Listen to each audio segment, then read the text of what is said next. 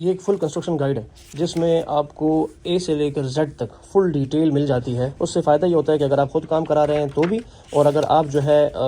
کام کو کسی ٹھیکیدار کو دے رہے ہیں اس پہ بھی آپ نظر رکھ سکتے ہیں۔ پھر جب آپ کام کسی کو دینا چاہیں، مثال میں کوئی ٹھیکیدار سلیکٹ کر لے تو اس کو کام آپ نے چیک کیسے کرنا ہے۔ پھر تیسرا ہے کہ ایگریمنٹ جو ہے اگر آپ نے اس کو سلیکٹ کر لیا تو اسے کیسے ایگریمنٹ لکھنا ہے، اس میں پاس ہڈن چارجز ہوتے ہیں وہ کیسے آپ نے دیکھنی ہے۔ یا آپ کو ٹھیکیدار ہے، میں خود یوز کرتا ہوں، ایک آپ کو یاد دہانی رہتی ہے کافی چیزوں کی، یا آپ کوئی کنسٹرکشن کا بزنس شروع کرنے والے ہیں، خود سول انجینئر ہیں کہ کام کیسے شروع کرنا ہے، کام کیسے ختم کرنا ہے، کن کن چیزوں کا خیال رکھنا ہے، پروسیس جو ہے ایکچوئل وہ کیسے فالو کرنا ہے، اور بڑی مناسب قیمت ہے۔ آپ کروڑوں کا کام کر رہے ہیں اور اگر یہ کتاب آپ کے ہاتھ میں ہوگی تو آپ اگر خود کرا رہے ہیں کام تو بڑے اچھی طریقے سے کرا سکتے ہیں۔ اس میں جو رائٹر ہے اس کا اپنا نمبر بھی لکھا ہوا ہے۔ علیکم جن شازی بش کر رہا ہوں اگین۔ آج آفس میں بیٹھا ہوا تھا، ذرا کام کر رہا تھا تو ایک کتاب میرے سامنے تھی، میں کافی عرصے سے اس کو یوز کر رہا ہوں، میرے پاس 2-3 کاپیز ہیں۔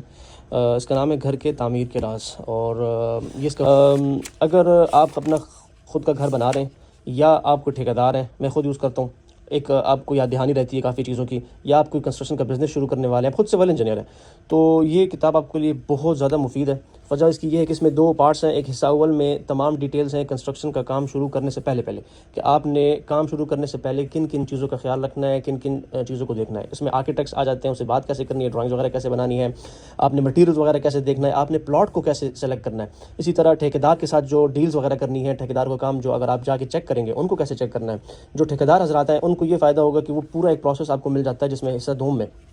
اور کلائنٹس کو بھی یہ فائدہ ہوتا ہے کہ اگر ٹھیکیدار کام کر رہا ہے تو آپ اس کا کام چیک کر سکتے ہیں کہ وہ اس کے تھرو پراپر کام کر رہا ہے کہ نہیں کر رہا۔ تو چیک اینڈ بیلنس بھی ہو جاتا ہے، ٹھیکیداروں کے لیے بھی ایک چیک لسٹ بن جاتی ہے، اور جو کنسٹرکشن نیا کام شروع کر رہے ہیں ان کے لیے پوری گائیڈ ہے، پوری ٹیکنیکل ڈیٹیلز ہیں اس میں تمام۔ تو اس کی میں آپ کو فہرست بتا دیتا ہوں۔ اس میں تو سب سے پہلے پہلے زمین خریدنے کا مرحلہ ہے کہ آپ نے زمین کیسے خریدنی ہے، اس میں کن کن چیزوں کا خیال رکھنا ہے۔ تعمیر سے پہلے پلاٹ کی لوکیشن کیسے چیک کرنی ہے، گلی محلے میں رہنے کے فوائد، ان چیزوں کی باتیں ہیں۔ پھر پلاٹ منتخب کرتے وقت کن باتوں کا مد نظر رکھنا ہوتا ہے۔ اگر آپ پلاٹ خرید رہے ہیں تو اس وقت بعض لوگ ان چیزوں کا خیال نہیں رکھتے اور بعد میں پچھتاتے ہیں کہ یار یہ اگر پہلے دیکھ لیا ہوتا تو یہ مسئلہ نہ ہوتا۔